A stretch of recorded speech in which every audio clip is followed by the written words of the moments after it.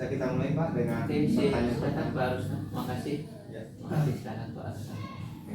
Nah, di sekolah sebagai pimpinan kira-kira bagaimana Bapak ini dapat mengidentifikasi kasus-kasus yang merupakan sebuah kasus dilema etika atau rujukan moral? Oke, makasih Pak Ruslan. Ini pertanyaan yang sangat bagus sekali. Ada beberapa hal yang perlu saya pertimbangkan manakala terjadi hal seperti itu, dan itu pernah terjadi ya, karena ini dua permasalahan tapi sama-sama benar. Nah, kita di samping kita sebagai manajer itu kan punya aturan yang jelas terkait itu, tapi tidak terlepas dari ada yang bersifat kebijakan yang bertanggung jawab.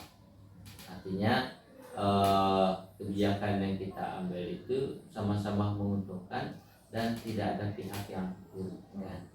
Ini cara saya menangani masalah di sekolah kita saat ini, sehingga alhamdulillah setiap permasalahan yang terjadi di sekolah kita hari itu tetap saya tuntaskan supaya tidak berkembang.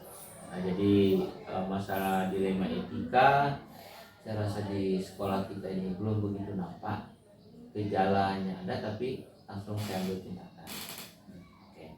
Tapi kalau kita berdasarkan aturan memang tidak bisa. Itulah namanya dilema etika, kebijakan pimpinan itu penting. Ini yang terjadi di sekolah kita, inilah apa yang kita lakukan seperti itu. Nah, dari hal itu kira-kira Pak ini apa saja kira-kira yang dianggap paling penting dalam pengambilan keputusan terkait dilema etika ini? Kesimpulan yang paling inti bagaimana cara kita menjaga kondusivitas sekolah kita. Kita bangun kekompakan, kita bangun kekeluargaan, semua keluarga sekolah, sehingga apapun bentuk dilema itu ya bisa berjalan seiring sejalan lah dalam mencapai tujuan bersama. Karena ini memang dilema etika ini sama-sama bagus dalam mempertahankan pendapatnya masing-masing. Bisa kita rangkul semua. Itu tantangannya Pak ya. Nah, kalau dari segi tantangan itu tadi yang dianggap efektif itu Pak ya tadi. Sekarang kira-kira apa yang menjadi tantangan kita sebagai kepala sekolah dalam pengambilan keputusan yang dilema etika ini yang paling besar? Tantangan yang paling besar itu ya ada rasa kemanusiaan itu penting. Merasa empati itu penting. Kita harus pertimbangkan plus minusnya. Tingkat ketersinggungan seseorang juga dalam mengambil keputusan seorang manajer itu harus diperhatikan. Ketika kita mengambil suatu keputusan, harus kita ngambil keputusan yang menguntungkan kedua belah pihak. Tidak boleh ada pihak merugikan. Malah saya mau buat teriak kalau dalam sebuah pepatah menyelesaikan masalah itu seperti kita ambil rambut, selembar rambut dalam sebuah adonan. Tidak ada rasa tersakiti, semua terselamatkan seperti itu. Ini dengan peribahasa itu Pak Yana. Ya. Kalau mengenai masalah jadwal tertentu untuk penyelesaian, kira-kira ada nggak Pak ini untuk penyelesaian kasus yang dilema etika ini? Kalau penyelesaian kasus dilema etika itu tadi sudah saya gambarkan Pak Ustaz. Setiap ada permasalahan saya tidak pernah menunda-nunda. Tetap harus segera saya selesaikan hari itu juga. Makanya tadi tergantung tingkatnya. Kalau ke tingkatnya itu betul-betul emergensi, hari itu kita selesaikan. Dan penyelesaiannya ingat harus kita pertimbangkan semua hal-hal yang terkait itu. Nah, dari pemaparan Pak itu kira-kira faktor apa yang bisa dianggap mempermudah atau membantu kita dalam pengambilan keputusan tersebut terkait dilema etika ini Pak? Apa kira-kira mempermudah kita? Yang membuat permudah saya karena di sini kan saya bangun kebersamaan. Saya memberikan tugas kepada Bapak Ibu guru adalah tetap saya pantau, terbimbing dan bertanggung jawab. Jadi itu terakhir nih Pak, nah kira-kira ini dari semua pengalaman memimpin dan keputusan baik dilema etika atau pendidikan moral, sebagai manajer atau kepala sekolah, apa pembelajaran yang bisa kita petik atau hikmah yang kita ambil dari penyelesaian kasus-kasus dilematika itu? Yang pertama ya, yang pertama yang saya rasakan itu di sekolah kita ini setelah melakukan proses dari pertanyaan pertama sampai yang pertanyaan terakhir itu, memang kita sebagai manajer itu betul-betul kita bangun kebersamaan, kekompakan dan kekeluargaan. Permasalahan apa yang terjadi di sekolah perlu kita sampaikan kepada warga sekolah, supaya warga sekolah itu tahu. Jangan asal kita ngomong sih, berikan dia bisa membaca literatur aturan-aturan itu kita berikan. Nah baru kita memberikan penjelasan. Terima kasih Pak ya, kita sudah sampai di akhir sesi wawancara dan luar biasa. Semoga percakapan ini bisa memberikan informasi, bisa memberikan pegangan atau referensi nanti ketika kita sebagai manajer misalnya menghadapi keputusan-keputusan yang terkait dilema etika atau pendidikan moral. Saya ucapkan terima kasih. Terima kasih Pak.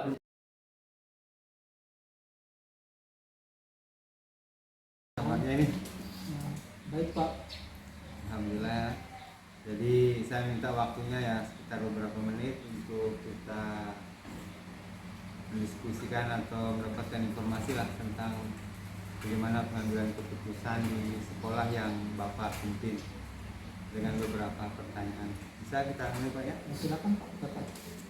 Jadi ini yang pertama, bagaimana kira-kira Bapak mengidentifikasi kasus-kasus yang merupakan dilema etika atau bujukan moral dalam pengambilan keputusan di sekolah yang Bapak pimpin?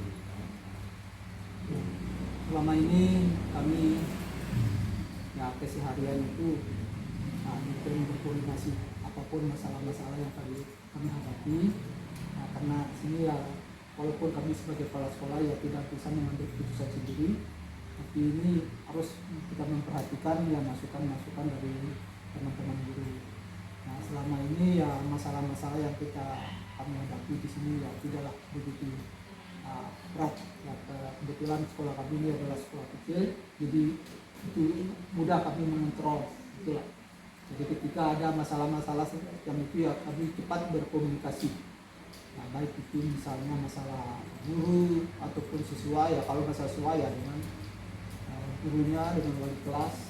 Nah, kalau dengan pegawai ini kami ya apapun masalahnya pada ya kami panggil, kemudian kami komunikasi dengan baik. Jadi tetap membangun koordinasi dan Koordinasi komunikasi dengan Pak ya. baik. Nah, kira-kira ini Pak, kalau terjadi semacam di mana terjadi kasus-kasus yang membutuhkan pengambilan keputusan yang satu benar dan sama-sama benar, yang kira-kira kebenaran yang mana, apa pertimbangannya yang diprioritaskan dari keputusan? Ya kami berusaha untuk mengakomodir.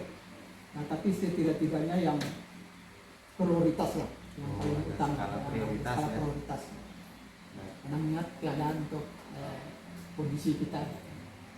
Nah, untuk mengambil skala prioritas dari keputusan itu secara lebih detail langkah yang dilakukan Pak, mungkin dengan manggil guru atau bagaimana nih yang dilaksanakan oleh?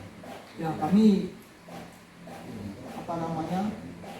ya walaupun secara tidak formal misalnya adakan rapat, tetapi kami mungkin berdiskusi kemudian langkah-langkah apa yang kami harus lakukan supaya ini hasilnya bisa maksimal begitu.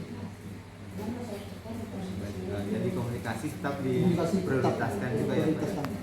Berarti mungkin itu bisa dianggap sebagai hal yang efektif ya dalam pengambilan keputusan komunikasi itu Pak. Saya rasa itu yang lebih efektif. Jadi persoalan apapun ya kita berusaha untuk terbuka supaya kita tahu apa persoalannya, kemudian bagaimana solusinya. Kalau kita saling menutupi masalah ini kan terpendam masalah itu, tidak akan selesai. Larut-larut lah Berlarut-larut. istilahnya. Jadi itu yang efektif ya. Nah, kalau yang menjadi tantangan kita atau tantangan sebagai kepala sekolah dalam pengambilan keputusan itu Pak, kira-kira apa tantangan kita Pak menurut Bapak ini? Nah kadang-kadang ini jadi tantangan bagi kita ini karena kemampuan kita dari segi finansial. Misalnya ya ada hal-hal yang ingin kita rencanakan, tapi menyangkut dengan finansial ini kadang agak berat. Tetapi pun itu kami berusaha untuk tetap kita jaga komunikasi supaya artinya di dalam hal itu memang kalau betul-betul tidak bisa ya kita semua pihak itu mengetahui lah supaya kita bisa mengambil solusi lain gitu. Cara lain. Baik, baik. Nah, kita masuk ke bagian akhir Pak ini. Kira-kira dalam pengambilan keputusan yang selama ini Bapak jalankan dari kasus-kasus yang terjadi, apa hikmah atau pembelajaran yang bisa dipetik dalam pengambilan keputusan itu sehingga ini mungkin bisa menjadi semacam referensi untuk saya nanti apabila menghadapi situasi yang sama dengan Bapak kepala sekolah? Harus jalin komunikasi dengan baik. Itu aja kuncinya. Jadi sekecil apapun masalah itu, kalau komunikasinya itu tidak baik, bisa saja tidak memuaskan bagi semua orang. Tapi kalau sebesar apapun masalahnya, ya kalau kita komunikasinya dengan baik apa itu, seberat apapun itu terasa bisa diselesaikan dengan cara bersama-sama. Baik, baik Bapak. Terima kasih, wah, luar biasa sekali bisa menjadi referensi kita dalam pengambilan keputusan ini. Dan mudah-mudahan nanti menghadapi situasi ini apa yang disarankan mungkin bisa kita jadikan pegangan lah dan untuk menghadapi situasinya. Kita bekerja itu jangan menganggap kita sendirian lah. Kita bekerja itu dengan kebersamaan ya, kolaborasi bersinergi ya, ya, bersinergi kolaborasi. itu. Nah, kalau kita menganggap kita sendiri ya berat, Sejalan. benar sejalan. Saya Rasa kira- itu aja intinya. Ya, terima kasih Pak.